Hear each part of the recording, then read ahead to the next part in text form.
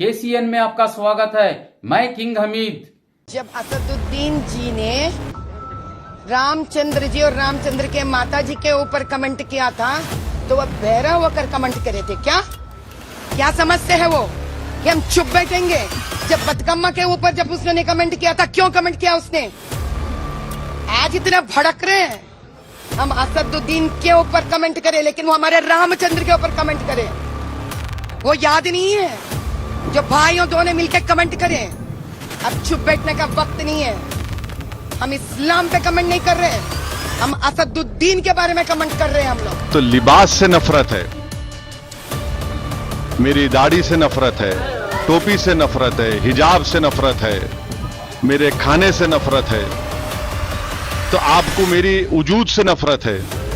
मगर हैदराबाद की आवाम नफरत को कामयाब नहीं करेगी, मोहब्बत को कामयाब करेगी। हमने देखा कि सीए और ट्रिपल तलाक को लेकर आप बात करें और उसी बात पे जो है माधवी लता जी की काउंटर पार्ट है वो भी उसी पे चुनाव में देखिए, बीजेपी ने CAA का अनकॉन्स्टिट्यूशनल कानून बनाया और रिलीजन की बुनियाद पर बनाया गया है जो राइट टू इक्वालिटी के खिलाफ है।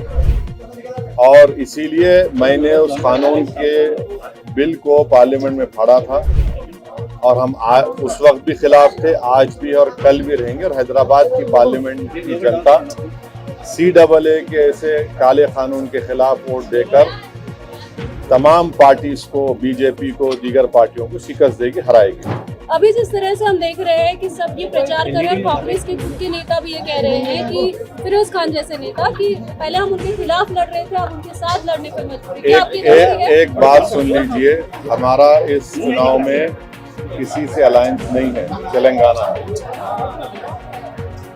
उत्तर प्रदेश में हम हमारी बहन मोहतरमा पल्लवी साहिबा के साथ ही हमने PDM बनाया। तमिलनाडु में हमने AIADMK के साथ हमारा अलायंस है। महाराष्ट्र में इम्तियाज जलील साहब बात कर रहे हैं, मगर तेलंगाना में हमारा किसी दूसरी पार्टी से अलायंस नहीं है। उत्तर प्रदेश में PDM हमने बनाया, तमिलनाडु में AIADMK से हमारा अलायंस है। और ये बड़ी मजाक खैज बात है कि कभी हम B टीम हो जाते तो कभी उन्होंने बोलते हैं, ये बोलते। तो ऐसा लगता है कि ये लोग कंफ्यूजन का शिकार हैं, मगर हमारे पास क्लैरिटी है। हम अपने काम पर, अपनी मेहनत पर और इंशाअल्लाह ताला अल्लाह की ज़ात पर कामिल यकीन करके हम इस इंतखाबात में हिस्सा ले रहे हैं। और मुझे यकीन है कि हमारे पार्टी के तमाम उम्मीदवार बहैसियत रुकने पार्लियामान MP कामयाब होंगे। सर, माधवी लता जी आरोप करते हैं कि आपके ऊपर, आपके यहाँ असेंबली पार्लियामेंट में तो तकरीबन 6 लाख से ज़्यादा बोकस होता है, जिसकी वजह से आराम से आप हर वक्त 3 लाख वोटों से जीतते हैं। ऐसा है, देखिए, आपको समझने की ज़रूरत है। कम से कम आप तो अपने आप को उस लेवल पर नीचे मत गिरा दीजिए। आप माशाल्लाह से एक जिम्मेदार सहाफ़ी है, जर्नलिस्ट है, आप पढ़े लिखे हैं, आप थम्स अप नहीं है। और आपको मालूम कि हर साल जनवरी में नामों का इंक्लूजन होता है, उसके बाद लिस्ट आती है इलेक्शन कमीशन ऑफ इंडिया की तरफ से, मैं उसको हेड नहीं करता हूँ। फिर हर एक को एक टाइम दिया जाता है कि वो ऑब्जेक्शन दाखिल करे। उसकी टाइम ख़त्म हो जाने के बाद फाइनल वोटर लिस्ट आती है। फिर इलेक्शन से पहले एडिशनल एंड डिलीशन की लिस्ट आने वाली है। अब आप बताइए, इसमें मेरा क्या रोल है? और आप इलेक्शन कमीशन ऑफ इंडिया को आप गाली दे रहे हैं, इसका मतलब? तो ये ऐसा है, हर पार्टी आती है और चुनाव से पहले इस तरह की बात करते हैं, मगर रियलिटी तो कुछ और ही है। और इस तरह की बात करने से आप हैदराबाद की इलेक्टोरेट को, जिसमें बैकवर्ड क्लास के हमारे भाई हैं, दलित भाई हैं, अल्पसंख्यक समाज, मुसलमान है, क्रिश्चियन है, उनकी आप तौहीन कर रहे हैं कि वो निकल कर वोट डाल रहे हैं और उनकी वोट की वजह से सब पार्टी को वोट मिल रहे और MIM को कामयाबी मिल रही। अच्छा, अब और कुछ आपको पूछना है? 60 साल पहले तो गवर्नमेंट जॉब था जो 61 ईयर तक था।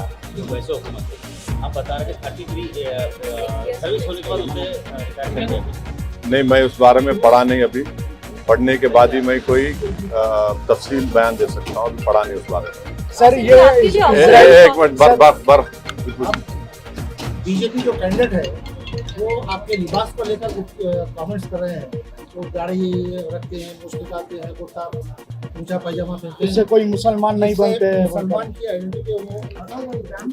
तो ऐसा ही है ना, वो नरेंद्र मोदी ने भी कहा था कि लिबास देखकर पहचाने, उनका भाषण है।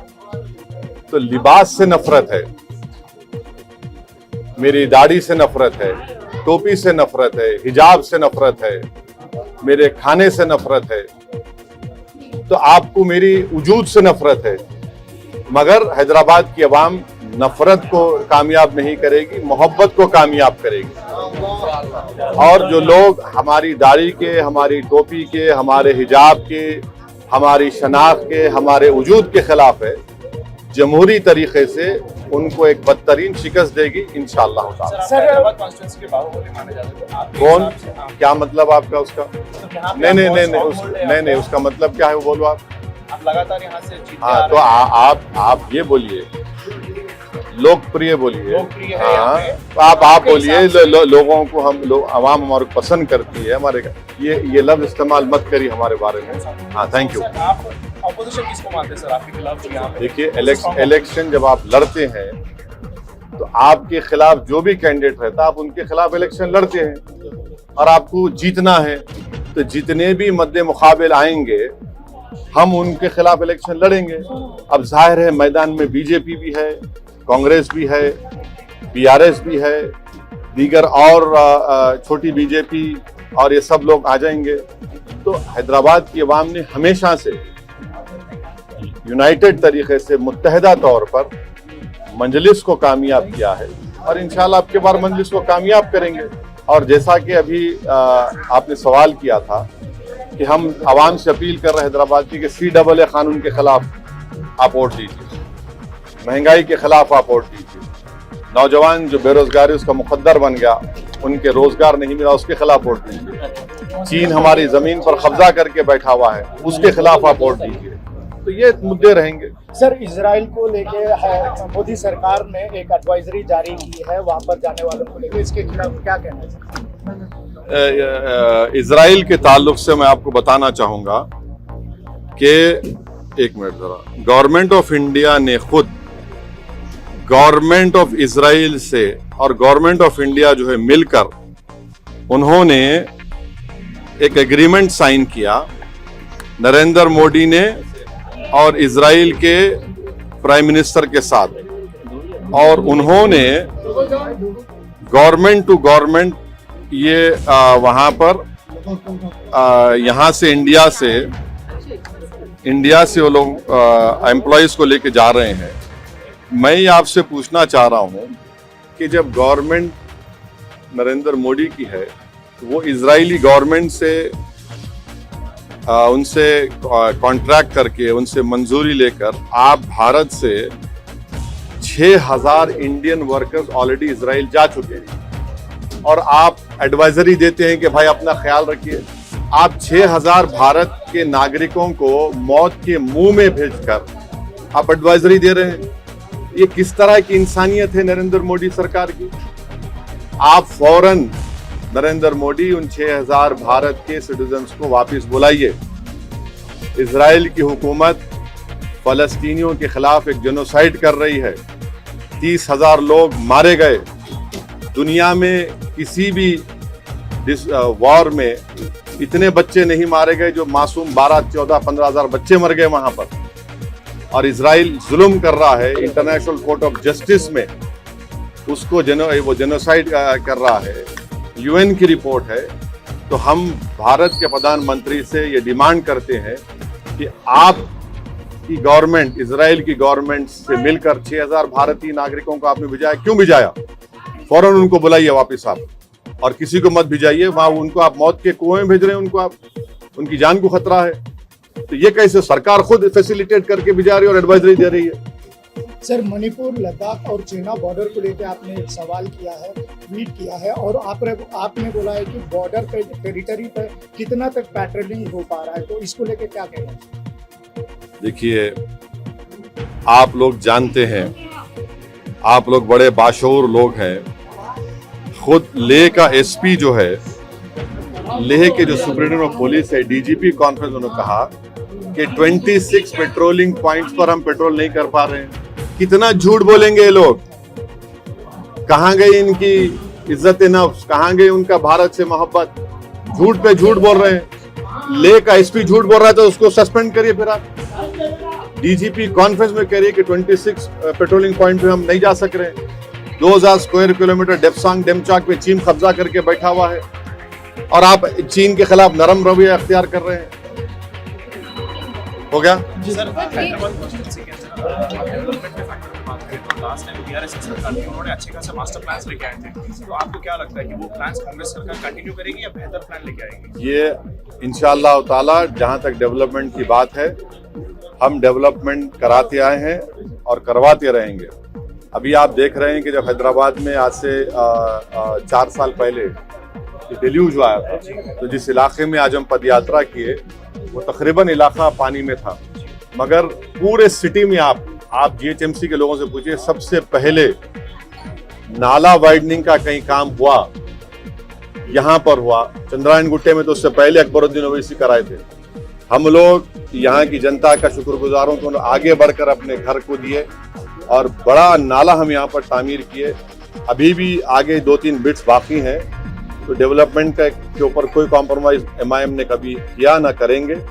और फिर नए चीफ मिनिस्टर को हमने उनसे रिक्वेस्ट किया था, रेवंत रेड्डी से, कि आप जो है ओल्ड सिटी में जो एक लाइन मेट्रो का रुका हुआ है, पूरा काम तो मेट्रो का ओल्ड सिटी में आ गया, सिर्फ एक लाइन जुबली बस स्टैंड से फलकनुमा का, तो वो खुद आए, चीफ मिनिस्टर आकर उसका फाउंडेशन स्टोन डाले।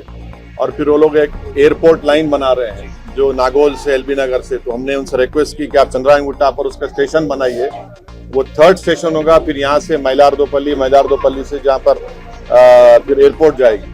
तो रोड वाइडनिंग के लिए भी मैं चीफ मिनिस्टर से मिलकर 200 करोड़ रुपये रोड वाइडनिंग के मंजूर कराया हूँ, सिर्फ 4 इलाकों के लिए। 200 करोड़ में काम शुरू हुआ है, उसको एक्चुअली चाहिए कम से कम 800 करोड़। तो 200 करोड़ में तो अब चेक्स जारी हो गए। तो ये डेवलपमेंट के ऊपर कोई कॉम्प्रोमाइज एमआईएम पार्टी ने नहीं किया और हम हर जगह पर बिला लिहाज मज़हब मिल्लत डेवलपमेंट के काम एमआईएम पार्टी करवाती आई है और करवा कर रही है। Thank you sir.